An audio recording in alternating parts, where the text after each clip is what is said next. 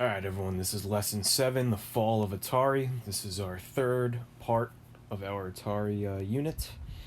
Feel free to write some things down for discussion. I look forward to reading your responses when you submit your work. Write down a few things that we learned about ATARI Part 2. Feel free to flip back through your notes from the previous lesson, refresh your memory about the story, the development of the company, and resume the video when you're ready. The Magnavox Odyssey was now more than 3 years old, and it's really nearing the end of its retail life. Magnavox made two really big mistakes when they sold their system. So remember, this is Ralph Baer's Little Brown Box turned into the Magnavox Odyssey. The mistake number one is that the Odyssey only truly worked on Magnavox televisions. Okay, so in order to play the Magnavox Odyssey, you needed to have a Magnavox television. Number two, only Magnavox dealers could sell the system. You had to go to a department store with the hopes that there was a Magnavox salesman there. Otherwise, you could not purchase this product. Magnavox sold 85,000 units in their first year. But then over the next 2 years combined, they only sold 100,000. So sales really dropped off after year one. An Atari engineer named Harold Lee proposes the idea for a home Pong device. Home Pong. So Al Alcorn and Lee worked together on their Home Pong machine and used the same basic technology used in their coin operating system. The project was secret. The two used the code name Darlene to reference the game. Darlene was also an attractive woman who worked in the office, so whenever they mentioned Darlene, it wouldn't be very suspicious. Little funny fact there. Once the project was complete, they named it Home Pong. The price of digital circuits was dropping, which allowed Atari to make the system much cheaper than the Odyssey. It had a sleeker cabinet, and it created sharper images on the television screen. The device controller only needed one knob, thanks to Alcorn's unique game paddle design. So you have a knob for each player, one on the left, one on the right. Home Pong only played one game, and that was ping pong. At this time, the chips used in the Atari Home Pong were the highest performance integrated circuits ever used in a consumer product. Bushnell approached retailers about purchasing Home Pong for their stores, but many rejected it due to a very high asking price of $100 per unit. As a very last attempt, Nolan Bushnell flipped through a Sears catalog and noticed that the sporting goods department was selling the Magnavox Odyssey. Now this caught his attention because why would a video game console be sold in the sporting goods department section of the the department store's magazine? It was an attempt by Sears to reach their sales quota for Christmas because the game contained ping pong. Therefore, they could classify it as a sports product and sell it in the sports section of their catalog to boost their sports numbers during the Christmas season. Bushnell speaks with the head of Sears over the phone and pitches his Home Pong machine to them. The head of Sears says, "All right, next time I'm in California, I'll stop in and see you." 3 days later, he was on our doorstep at 8 a.m. Now, none of us were there at 8 o'clock, but he was. He was very excited about the prospect of this thing and tried to get an exclusive deal. We said, no, we're too smart for that. We don't want an exclusive with Sears. So the head of Sears is highly interested. He flies out to California the very next day, bright and early, 8 a.m., shows up at Atari headquarters, and he wants to make a deal where only Sears could be the ones that sell this product.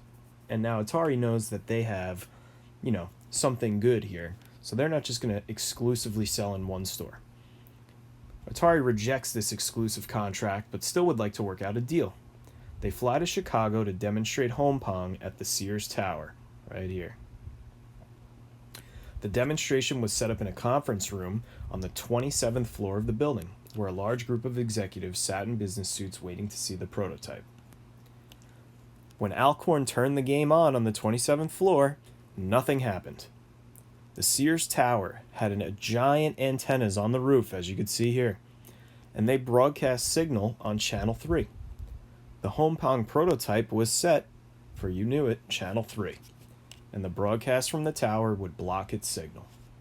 An Atari employee had to stall for Alcorn while he flips the machine over, props it open, and begins to work on it in the middle of the demonstration. I turned it upside down and opened the bottom. I got it to work in about 10 minutes. I was sweating now and ready to jump out the window. It was too much pressure. Sears makes a deal with Atari, and Bushnell promises Sears 150,000 units. Atari sold the 150,000 units in a single Christmas season. Joe Keenan, remember, president of Key Games, becomes the president of Atari when the two companies merge. Al Alcorn was vice president of research and development, and Bushnell begins to take a back seat.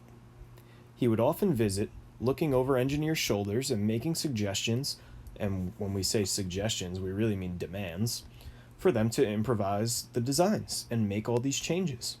Alcorn referred to these visits by Bushnell as Nolan attacks, and said they slowed progress.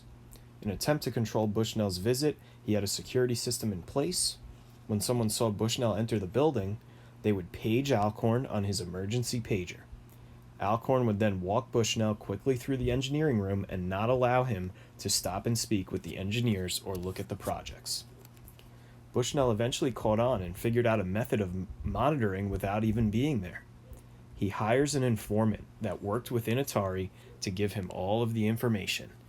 Now, who is the one Weasley type of guy that works at Atari that we've learned about the past couple of lessons? Steve Jobs was his secret informant.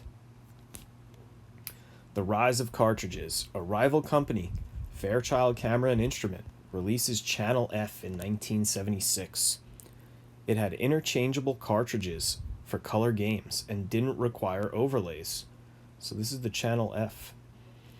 They called these games that you would plug into your system video carts.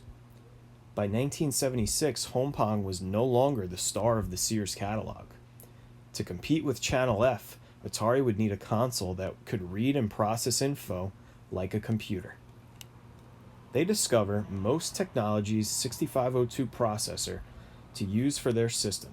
It creates images in real time almost instantly. Building off of this processor, Atari creates their own chip named Stella, after an employee's bicycle. They create this console here on the left-hand side, and it's called the Video Computer System, or VCS. We know it in America as the Atari 2600. It ran on an 8-bit processor.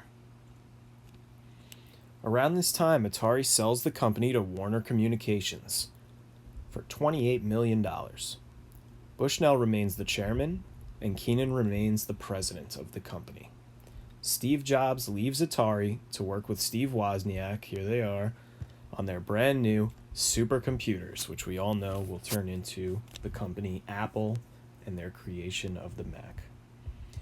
Atari sold 2,600 cartridges for $30 each when it only cost $10 to make, so they're making, $20 profit on each cart. They made 400,000 units for the holiday season. Originally, in 1977, 9 games were released on cartridge to accompany the launch of the machine, including Air Sea Battle, Starship, and Street Racer. After Christmas of 1977, the video game market had crashed. Magnavox and Atari sold their inventory at a reduced rate, and RCA, another company, pulls out of the gaming industry entirely. The video game market was dead. Bushnell no longer ran the company, and a rift was created between him and Warner, and lack of success in the market only led to more problems between the business partners.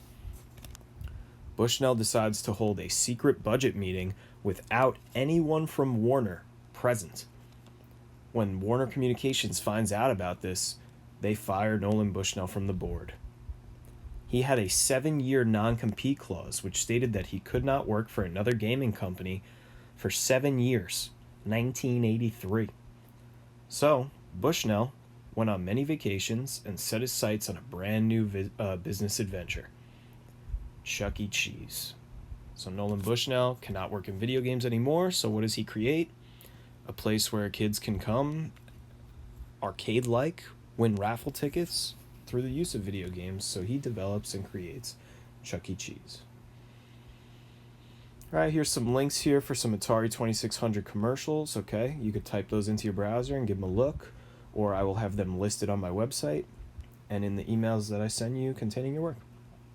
All right, thanks for watching. Don't forget to submit.